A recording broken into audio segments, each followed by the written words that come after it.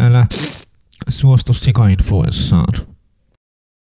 Käsihygienia. Kädet pestään aina, kun tullaan jostain muualta kotiin tai toimistoon. Jos mielessä vaeltelee likaisia ajatuksia, taitaa olla käsienpesun aika. Kättelytervehdys. Kielletään! Me alamme sekä henkisen että hygienisen kunnon kohentamiseksi kumartaa. Kollegoille tai vertaisille kumarretaan 15 astetta. Asiakkaille kumarretaan 30 astetta. Vihollisille kumartaessa säilytetään katsekontakti. Me emme enää kättele. Suojelemme asiakkaidemme menestystä kumartamalla heille kättelyn sijaan. Halailu ja muu intiimi kontaktointi. Rajataan poikkeuksellisesti perheenjäsenten oikeudeksi. Rakkauden kulkukoirat saattavat saada tästä vieroitusoireita, mutta hätääntyneitä kehotetaan hankkimaan halinalle. Nenänkaivuu. Kielletään! Älä sörki silmiäsi, suutasi ja sieraimiasi käsilläsi. Pöpö menee tassuista suoraan aivoihin, sydämeen ja suolistoon. Puutu kylmästi kaverisi harjoittamaan nenänkaivuuseen.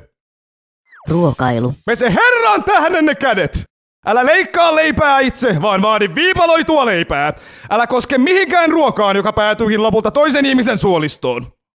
Yskiminen. Aivastelu. Hihaan tai povitaskuun, ei käsiin! Alaspäin, ei pisaroita pallistiselle radalle. Pois, ei kohti! Immuniteetin vahvistaminen. Osa ammattilaisen jokapäiväistä toimintatapaa. Suojele yöuntasi. Vältä kielteisten tunteiden kiihottamista, katkeruuden ruokkimista tai kroonista stressaamista. Syö hyvää ruokaa ja syö usein. Varmista vitamiinien ja suoja-aineiden saanti. Reippaile joka päivä. Pukeudu sään mukaan.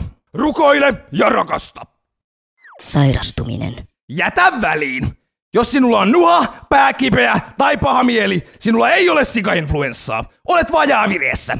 Jos sen sijaan olet kipeä, äkillinen korkea kuume, hirveä lihassärky, hengenlähtö lähellä ja kova kakkahätä. Häivy, hae apua ja pysy kaukana, kunnes olet taas kunnossa. Haavoittuneet hoidetaan niin kotona kuin konttorissa.